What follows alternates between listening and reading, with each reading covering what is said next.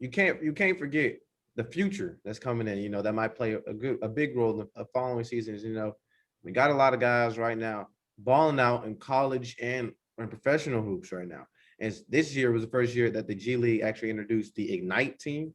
And right now, the G League's in the bubble right now. So they have a bunch of guys that just left freshly out of high school and are playing professional basketball right now. One of my favorites right now, Jalen Green, he's doing his thing. And another guy, Jonathan Kuminga, this dude is supposed to be a senior in high school. I saw him play in high school as well. Yeah, that he's a man. He's a grown man. He's balling right now as well. But I gotta say, right now, I definitely want to watch a few more of them G League games. But right now, my pick for number one is going to be Cade Cunningham. So I mean, I agree with that, bro. Completely versatile. Can play 1, 2, 3. I mean, what can you ask for? I mean, Ron, go ahead. I agree, bro. Like watching ball is life. I feel we're all like, crazed over the hops. We've seen the high flying dunks Jalen Green did. Jonathan Kuminga, I think, bro, he has that potential to be a star, bro. And like I've been watching this game, I'm like, he is like a 6'8" grown man. Yeah. But I just want to say, well polished, fundamental player. Bump all the flashiness. Like just get a bucket, facilitate the team, play defense. I seen him make a block for Kansas. I'm like, wow, Cade Cunningham should be the number one pick. Personally, I agree with you on that one, bro. He's just, I mean, he's kind of to me changed that Cowboys like program a little bit, bro. Like Oklahoma State, I don't think will have the success without him. I would say that I agree with that. Like Cade Cunningham should be one of the top picks, lottery picks in the draft. I just got to be personally biased, and we talking college right now. One guy I feel like could definitely make some noise in the league from my Huskies, James Bouknight, I think his name is, hot flyer, has a jumper, fundamentally sound. UConn is playing great basketball right now. I think they're in like 4 or 5 games over 500 right now, making some noise since moving back to the Big East. I think personally that he could be possibly in the conversation, like maybe top 10 picks, just depending on how the Huskies do. I just think that you want a high flyer a little bit. You want somebody that could get you buckets on a given night, play some defense, has some size and athleticism. You can go to him as well.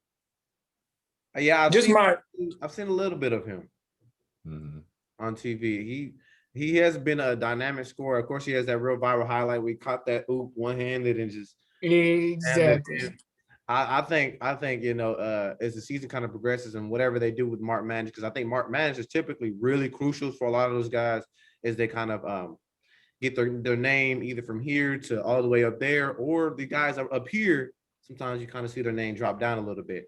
You had a lot of these guys that was going to be top lottery picks, and kind of had a few guys that kind of didn't make the big boom. But I think you got guys that are going to have a good transition. I think guys like Josh Christopher, I think, could be in that 20 and under range. Sharif Cooper has been balling since he came back. I think the dude is really good. I think, of course, the biggest things on him is going to be people saying if he can jump shoot and if he's going to play defense. I think that's the biggest questions for him. But I think right now in the system that he's in, he's getting the green light, so he's kind of getting to play through his mistakes. And I think he's picking up and learning everything really quickly. But I think that kid is he's tough. But at the end of the day, yeah, I got to go with. And of course, you got guys like you said, you're explosive athletes with plenty of talent, like your Jalen Greens, your Kumingas, even Isaiah Todd's putting it together over there in the G League. Nico. Well, I forgot his last name for the Warriors. Nico, redhead, gingerhead guy. Manian? What's his last name? Manian? Huh? Yes, I couldn't say his last name, but fundamentally sound jumper, got a jump shot. He has some flashy passes. Could definitely thrive in the league. I'll put it that way too.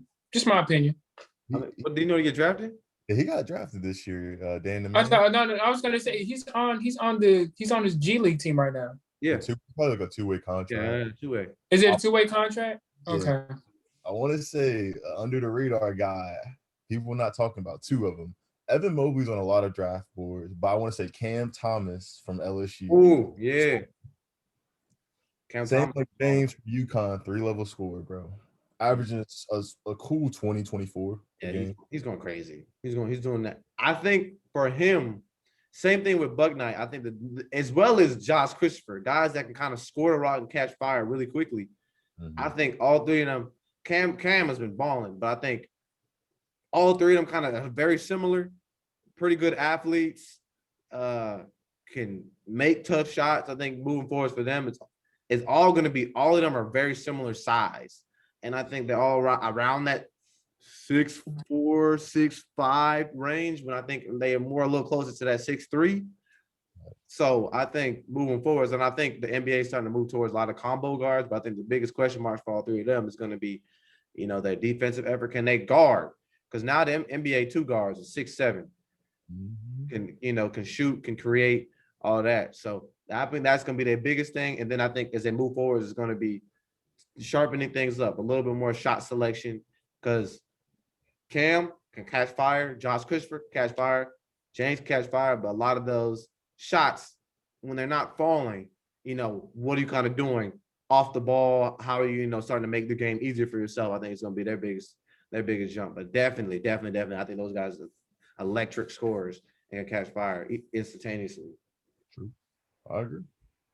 But I mean, I seen Cade in high school as well, just playing strictly point guard, not even like I seen him take into consideration and kind of mentally just kind of shift to kind of what the team needed him to do. So I seen them play against Kuminga's team in high school, and his mentality was to stop Kuminga. And I think was slept on, Cade isn't your typical run and jump athlete, but really, I think that the system they had him on Bird, he can guard. He's picking up point guards 94 feet. He's turning. He's making shots tough. He's competing. I've seen him do that and take that challenge on, and not really worry about himself scoring the ball. And just IQ wise, I think his decision making is very, very, very solid. He doesn't typically force up a lot of shots. Doesn't typically force a lot of passes, but he kind of makes a lot of reads that I think is just next level. And then, like I said, him just being that 6'7" kind of bigger guard. I mean, that's tough. Like I said, you can put him 1, 2, 3. He can play a little defense. He can facilitate. He can make plays happen. Because he's, like I said, he's taking that Oklahoma State team, which kind of fell under the radar last year.